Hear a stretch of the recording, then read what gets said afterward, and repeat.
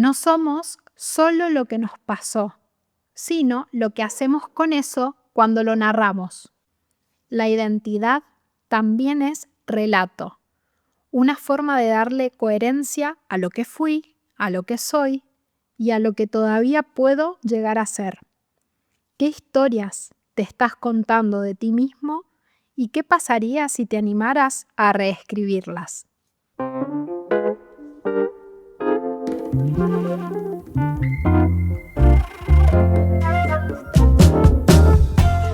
Estás escuchando Amable Revolución, un espacio para dejar de evitarte y comenzar a explorarte.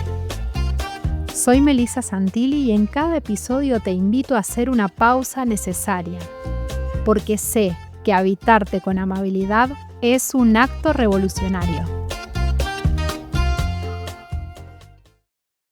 Somos las historias que nos contamos, y más que los hechos, lo que de verdad nos condiciona es la forma en que los narramos. El pasado está lleno de hechos que no van a cambiar, pero lo que sí puede cambiar es el lugar que ocupan en mi memoria y en mi narrativa. El hecho es el mismo, el relato cambia todo. Como dice Gabriel Rolón, el pasado es un conjunto de hechos inmodificables que han ocurrido hace tiempo. La historia, en cambio, es dinámica. Él explica que eso que vivimos no desaparece, pero puede verse distinto según dónde ubiquemos la cámara y cómo dirijamos la luz. Esa mirada hace que la historia se transforme, sin borrar o negar lo vivido. Por eso, una narrativa interna que nos sostenga no es la que borra lo difícil, sino la que permite que lo difícil se cuente de otra manera. Seguramente coincidirán conmigo en que una buena historia no es perfecta ni lineal.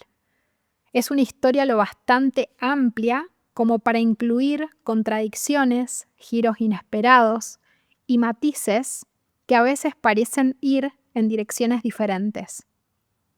Cada día nos contamos quiénes somos y a veces esa historia nos sostiene, pero otras veces se vuelve estrecha, como si ya no alcanzara para contener todo lo que somos. Lo desafiante es cuando insistimos en sostener historias que dejaron de reflejarnos.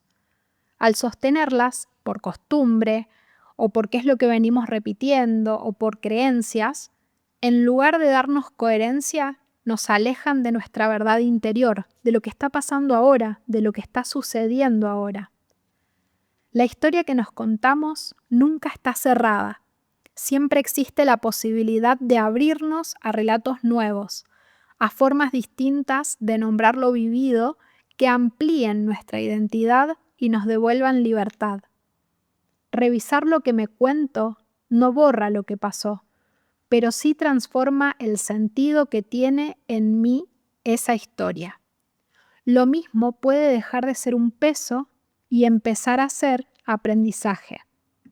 Cuando hablamos de identidad como narrativa, solemos pensar solo en las palabras, en lo que decimos de nosotros mismos, por ejemplo.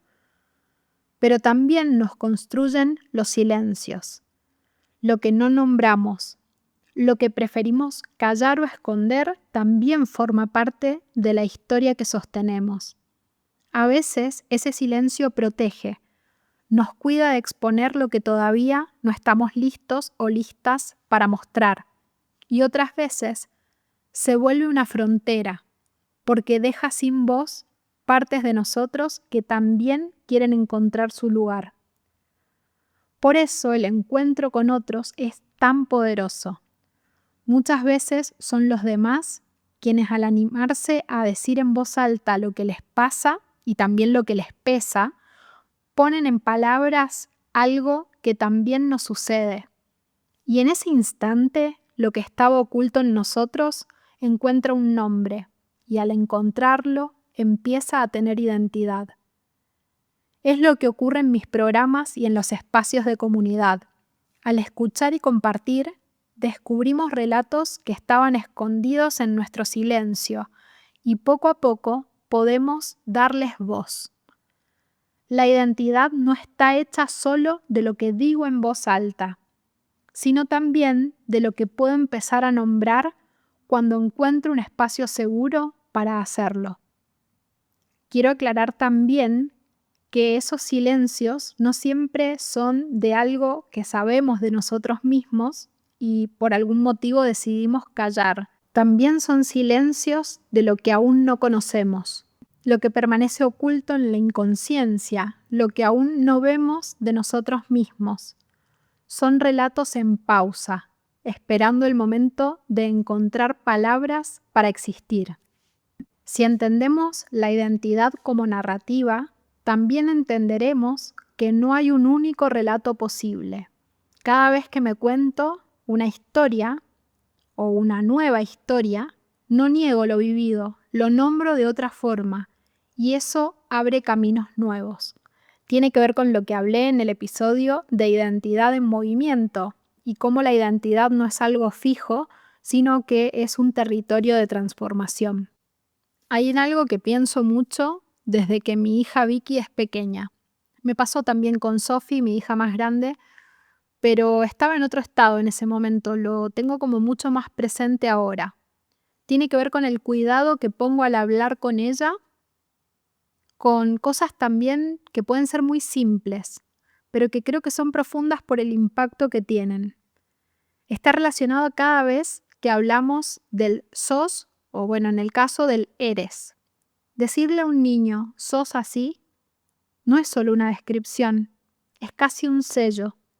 Y si esas palabras vienen de alguien a quien reconoce como autoridad, papá, mamá, un docente, pueden y suelen quedar guardadas como verdades absolutas. Con Vicky intento que eso que nombro después del sos sea lo que quiero que ella realmente recuerde como parte de su identidad. Por ejemplo, sos amorosa. Y si en un momento habla con enojo, le digo, ahora estás enojada y no me estás tratando bien. Pero recordá que sos amorosa y a mí me gusta cuando me tratás con amor. Sos amorosa sí es algo que me permito decirle, pero cuando está enojada no quiero decirle, sos muy enojona, por ejemplo, porque no quiero que eso quede guardado en ella y que empiece a asociarlo con su identidad, que quede grabado. Lo mismo si se equivoca. En lugar de que repita, soy tonta, suele decir esto, muchas veces lo hace, le muestro que no tiene que ver con quién es el error que acaba de cometer. Y esto es algo así como decirle, no sos tonta, cometiste un error y eso nos pasa a todas las personas. Ese pequeño cambio de palabras hace una gran diferencia, porque lo que quiero que quede asociado a su ser son cualidades que la sostengan y lo que no quiero que se fije como identidad lo nombro como algo temporal, algo que está en el nivel de las acciones y no en la identidad, no tiene que ver con lo que es, sino con lo que hace. Y eso mismo que cuidamos con un niño, necesitamos también hacerlo con los demás y sobre todo con nosotros mismos. Porque cada vez que repetimos un soy cargado de juicio o de límite, estamos sellando nuestra identidad en un lugar más estrecho de lo que somos o de lo que necesitamos para poder expandirnos. Por eso elegir con conciencia las palabras no es un detalle mínimo, es la puerta para que la identidad deje de ser un límite y se convierta en movimiento. La identidad es también una historia y como toda historia puede actualizarse. Se moldea con las palabras que repetimos después del soy. Muchas veces esas frases nos acompañan, pero otras nos atan a una imagen que ya no refleja quiénes queremos ser.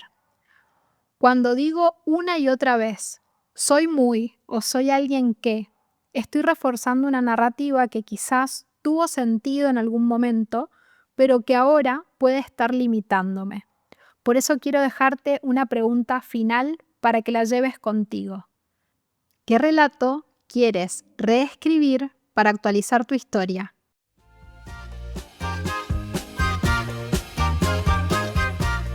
Esto fue Amable Revolución Y una vez más, estás eligiendo habitarte con amabilidad.